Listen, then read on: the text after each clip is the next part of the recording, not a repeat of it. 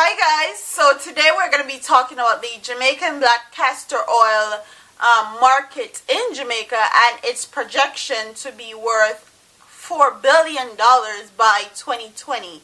So if you want to hear my opinions, my thoughts, and everything on this particular subject, please keep on watching.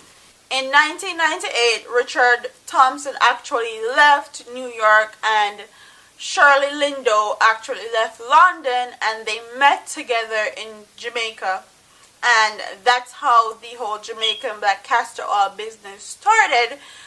They are a small business owner in Jamaica that actually make Jamaican Black Castor Oil, and with this projection of the Jamaican Black Castor Oil market being projected at $4 billion, this will not only bring employment, it will help with poverty, it will help with Jamaica's economic state, it will provide jobs, it will do a whole lot of good to the Jamaican economic system. It would do so much good if people actually sat down and actually figure out a way that they can market or make something else out of Jamaican Black Castor Oil, because as you guys know, Jamaican Black Castor Oil is used for hair loss, massage oils, aches and pains, all sort of stuff. It can be used in an array of stuff. Skin conditions, if you have eczema and stuff like that, you can use Jamaican Black Castor Oil.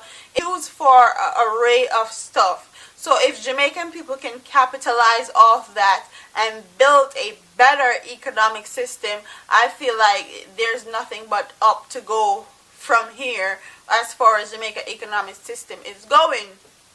And Miss Mrs Lindo was actually talking to the Gleaner and told them that when she actually started her Jamaican Black Castor Oil business and actually was giving people JBOC seeds to plant, people would laugh at her and tell her that nothing good is going to come of it, she won't make any money of it, and all sorts of stuff. And this is where I have issues with Jamaican people, or people in, not just Jamaican people, people in general.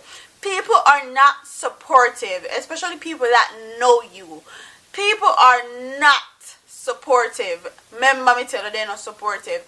And people don't support you until they see rewards, monetary rewards, or fame rewards, or celebrity status rewards.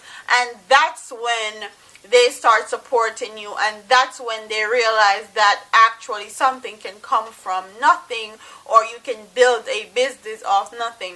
And I feel like that's completely wrong, because if you're gonna support somebody, you need to support them from Jump Street. You need to believe in their vision, you need to support their vision, you need to be a part of the vision. From the vision is nothing, and you're not getting anything from it. Because I'm a person like this.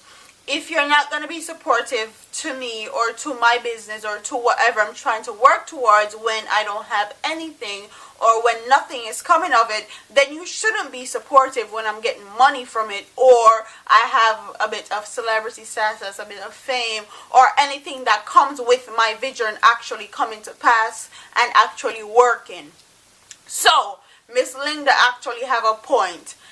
Jamaican people need to start investing in their own small businesses, because our economic can not only grow with large industry, it can also grow with smaller industry. And that's what Miss Lindo actually brought across. That's what Miss Lindo actually is trying to tell Jamaican people, that we need to be more innovative, we need to be more creative with our Jamaican Black Castor Oil, because Jamaican Black Castor Oil is on high demand. She had to authenticate the JBOC that it was actually real Jamaican Black Castor Oil, because so many other companies were sticking on Jamaican Black Castor Oil on their packaging, and it wasn't really Jamaican Black Castor Oil, it wasn't authentic. And that's why she had to go to Jamaica Bureau of Standards to get her JBOC authenticated and to let her buyers know that it was authentic Jamaican black castor oil. And I appreciate her for doing that. I appreciate her for setting the tone for other Jamaicans to learn from and also be innovative and creative as far as Jamaican black castor oil is concerned, because nobody else can make Jamaican black castor oil. They can make black castor oil, but only in Jamaica you can get Jamaican black castor oil. Okay, and we as people need to capitalize off that. The government need to protect the authenticity of that, and don't let anybody come in our country and take out our Jamaican black castor oil and carry for them country and grow and all them things there. So that's all I have to say. I hope that the projection of this market actually forces Jamaican people to go ahead and be more innovative where JBOC is concerned and actually do something with Jamaican black castor oil. It doesn't have to be oil, it can be something else. You can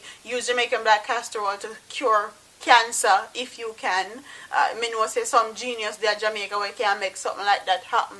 So that's all I have to say about this topic. I hope they actually do something with this projection, do something with our economy as far as the projection, the monetary projection that this is going to make, and help Jamaica and actually build our country, build our economic status, build jobs, build employment, just build our country from the ground up.